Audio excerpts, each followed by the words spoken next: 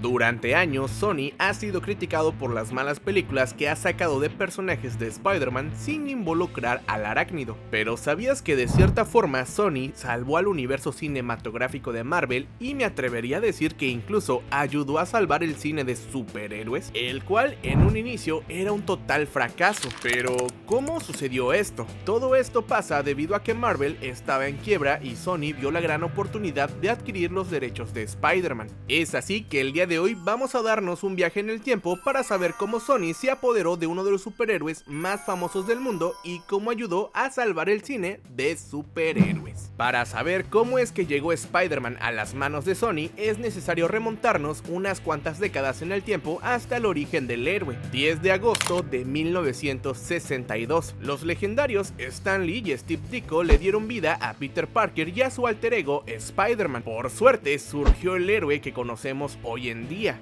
ya que Stan Lee tuvo como primera idea un nombre mosca, pero pensó que esto era demasiado absurdo. El nacimiento del arácnido se vería en el cómic de Amazing Fantasy número 15, siendo una revolución en las historietas, pues los héroes jóvenes acostumbraban hasta ese entonces a ser netamente ayudantes de personajes principales. Ejemplo de esto estaban el Capitán América y Bucky Barnes o Batman y Robin. El joven Peter Parker soportaba el peso de ser el personaje principal con una vida algo complicada, estudiante huérfano que vivía con su tía sin muchas referencias cercanas para su formación como héroe. Spidey tuvo que arreglar solo su vida de estudiante como también la de su contraparte como superhéroe. El recibimiento del Trepamuros fue todo un éxito. Gracias a esto no tardaría mucho para tener su propia serie de cómics titulada The Amazing Spider-Man, que empezó a publicarse en el año de 1963, siendo una de las historietas con mayor número de publicaciones en los Estados Unidos. Esto terminó llevándolo tanto al cine como a la pantalla chica, iniciativa que tuvo Stan Lee, quien junto con Marvel Comics ofreció licencias para la realización de proyectos cinematográficos de algunos de sus personajes. De esta decisión nacieron algunas series de TV como El Increíble Hulk, así como la primera película de Spider-Man de 1977. ¿Qué? ¿No sabías que existía un Spider-Man antes de Tobey Maguire? Pues bueno, existieron unos cuantos. Las producciones no lograron el éxito que se esperaba, puesto que el mundo de los superhéroes aún no estaba listo para salir en la pantalla grande, teniendo uno que otro fracaso.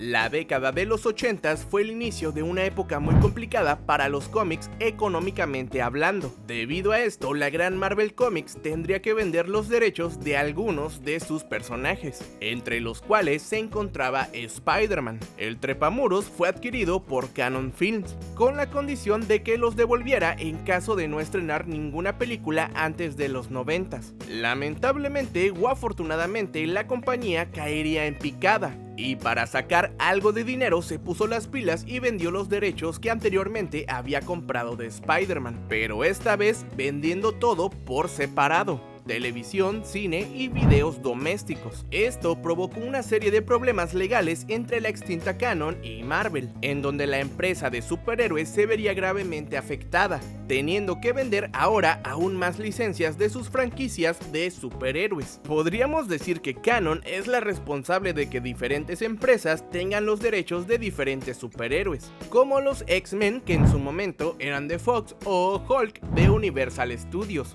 Es así que cuando se ofrecieron las licencias nuevamente, Sony haría su aparición. La compañía japonesa tenía ya los derechos sobre los videos domésticos, cuando una subsidiaria de Sony compró esta rama. Sin embargo, ahora quería el paquete completo: televisión y cine.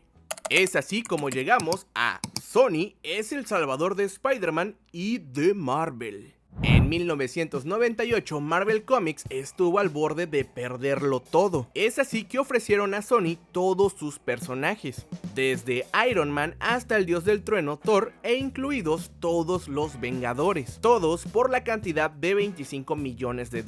A pesar de la gran oferta, Sony quería solamente y exclusivamente a Spider-Man, siendo así que Sony ofreció $10 millones a cambio de los derechos del Trepamuros. 4 años después de su compra, Sony llevaría a la pantalla grande una versión de Spider-Man que tendría un éxito sin dificultades. Spider-Man del 2002 de Sam Raimi se convertiría en un hito en el cine de superhéroes, y es que este tipo de producciones no estaban enfocadas en un gran mercado como hoy en día, eran más bien un género específico dedicado a un público más pequeño, pero la taquilla de Spider-Man cambiaría esa perspectiva. Así pues, la fórmula del director funcionó y la secuela no se hizo esperar, y en 2004 llegaría la segunda película del Arácnido, catalogada por muchos como una obra maestra del cine de superhéroes. Luego llegó la tercera entrega, la cual fue un asco para muchos. De aquí en adelante empezaron desacuerdos y problemas con el director y los actores, dándole así un final a la primer trilogía de Spider-Man.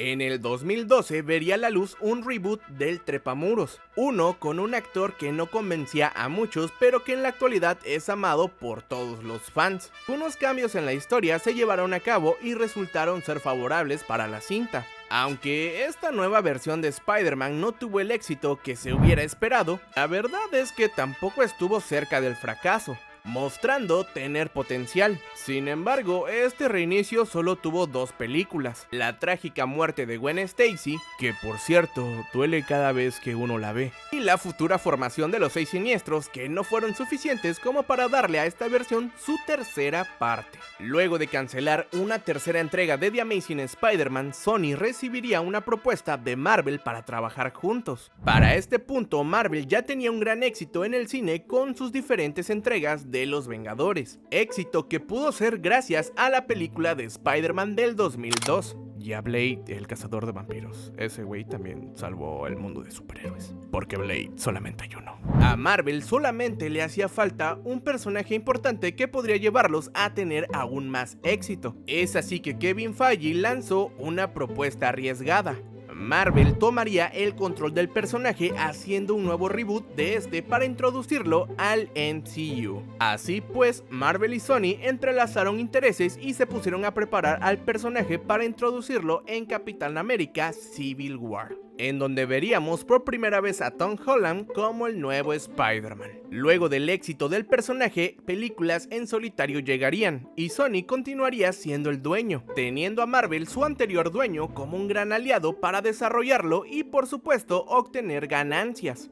En conclusión, Sony será dueño de Spider-Man literalmente hasta que se le antoje, o hasta que algo extremo los obligue a renunciar al personaje, y si esto sucede, sabemos quién estará primero en la fila para adquirir a su hijo pródigo. Sin embargo, la alianza de Sony y Marvel nos permitirán seguir teniendo a Spider-Man en cines. Es así que Sony compró a Spider-Man, le dio dinero a Marvel para sobrevivir, luego sacó una película, revivió el cine de superhéroes y gracias a esto, Marvel es lo que es. O al menos eso dicen muchos.